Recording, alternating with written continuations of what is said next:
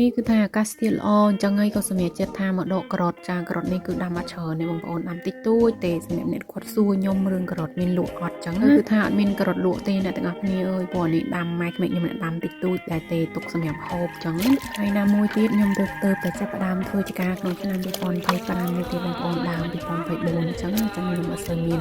បន្លែគ្រប់មុខតាមតម្រូវការតិជនទេអញ្ចឹងខ្ញុំមានប្រហែលមុខគឺខ្ញុំលក់ប៉ុណ្ណឹងសិនបើសិនជាបងប្អូនចង់ញ៉ាំអីអាចកំងលេខជួយគ្នាតិចក៏បានដែរបងប្អូនណាចាហើយបើនិយាយរឿងសលេងវិញថ្ងៃហ្នឹងគឺថាស្អករៀងដាស់សាយបងប្អូន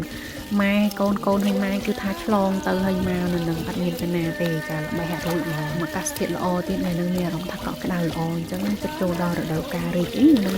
មួយចឹងអញ្ចឹងអ្នកទាំងអស់គ្នាកុំភ្លេចណាចិត្តដល់រដូវថត